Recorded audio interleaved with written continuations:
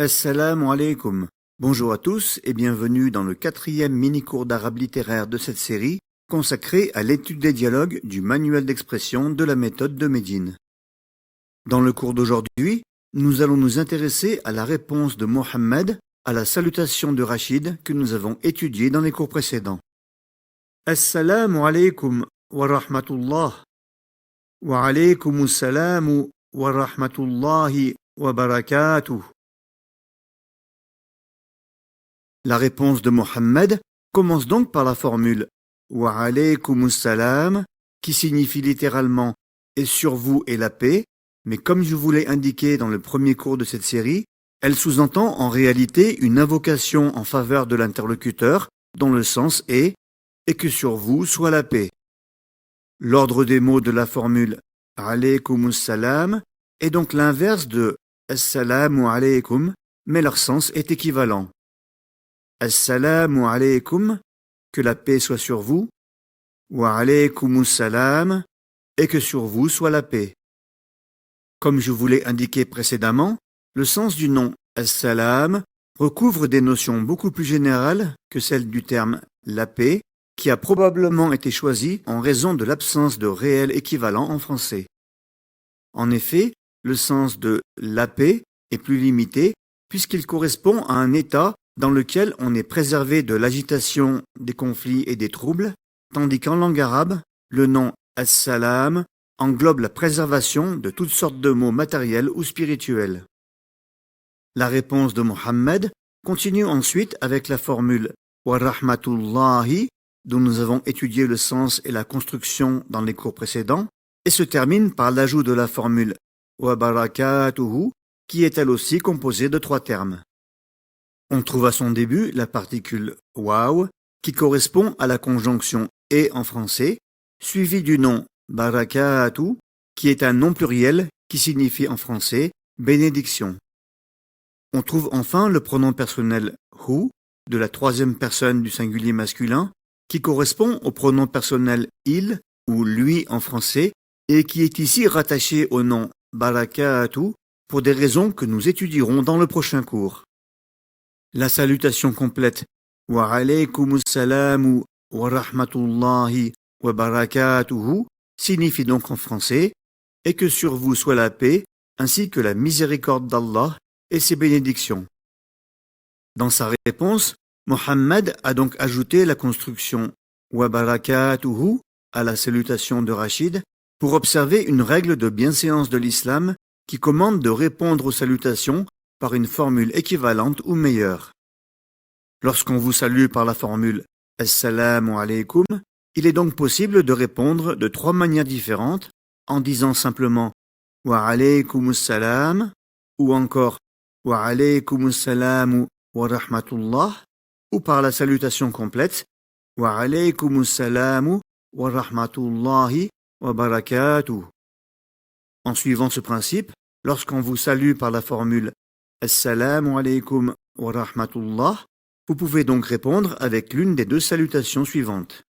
Wa alaykumussalam wa rahmatullah ou encore Wa alaykumussalam wa rahmatullahi wa barakatuh.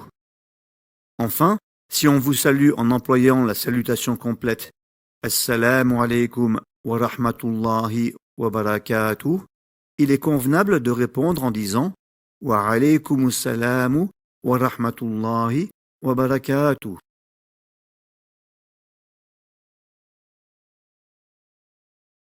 Revenons maintenant sur les salutations échangées par Rachid et Mohammed au début de ce dialogue pour observer 2 particularités présentes dans ces 2 répliques.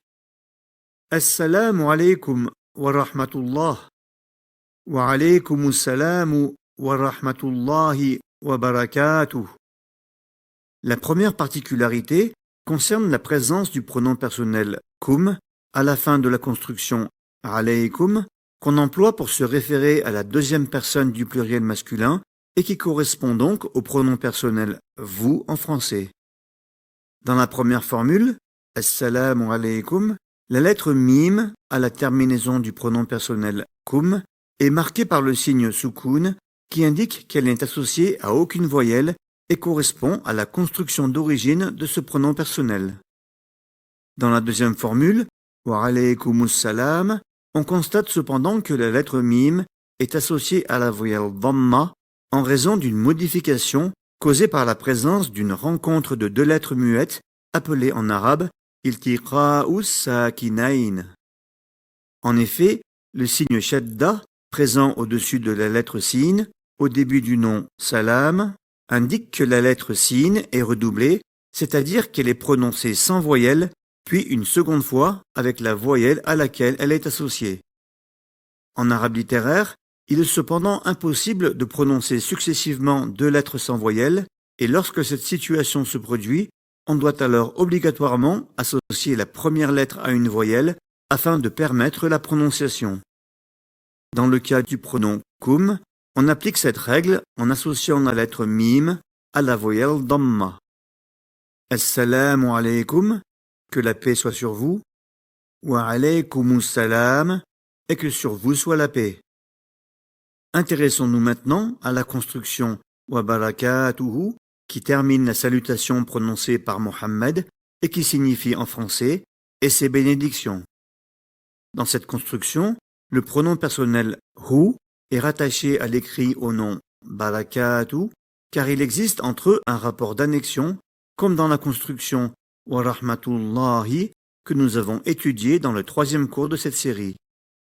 C'est donc ici l'annexion qui sert à exprimer la possession, car contrairement au français, il n'existe pas d'adjectif possessif en arabe littéraire équivalent à mon, ton, son, etc.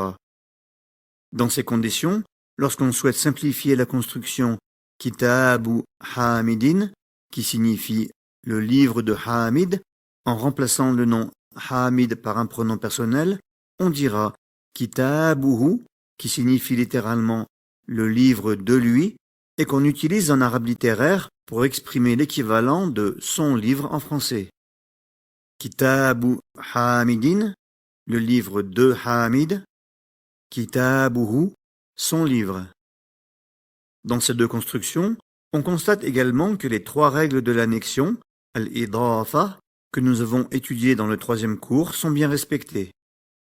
Premièrement, le terme annexé, mudaf, ne débute jamais par l'article alif lam. Deuxièmement, le terme annexé ne se termine jamais par une double voyelle. Troisièmement, le terme annexant, mudafun ilayhi, est décliné au cas indirect, al-jar, à condition qu'il soit déclinable, comme c'est le cas du prénom Hamid. Dans la construction kitabuhu, la fonction d'annexant, mudafun ilayhi, est cependant occupée par un pronom personnel qui, comme tous ceux de sa catégorie, sont toujours invariables en arabe littéraire. Le pronom personnel hu n'est donc pas affecté par la déclinaison au cas indirect et sa terminaison n'est pas marquée par la voyelle kasra. Dans la formule de salutation prononcée par Mohammed, on a donc utilisé le pronom personnel hu à la suite du nom barakatu pour remplacer le nom d'Allah déjà présent dans la construction wa rahmatullahi afin d'éviter la répétition. Wa alaykumus salamu wa rahmatullahi, que la paix soit sur vous, ainsi que la miséricorde d'Allah, wa barakatuhu, et ses bénédictions. Voilà pour aujourd'hui, ce 5e mini-cours d'arabe littéraire est maintenant terminé. Si vous n'avez pas compris un point en particulier dans cette explication, n'hésitez pas à me l'indiquer dans les commentaires. Si vous souhaitez recevoir les prochains cours ou consulter les cours déjà publiés, ainsi que l'ensemble de mes supports d'apprentissage de l'arabe littéraire, je vous invite à vous inscrire gratuitement au Club privé arabe réussite en cliquant sur le lien indiqué dans la description. Pour être averti de la parution de mes nouvelles vidéos, abonnez-vous à ma chaine. Wassalamu alaykum.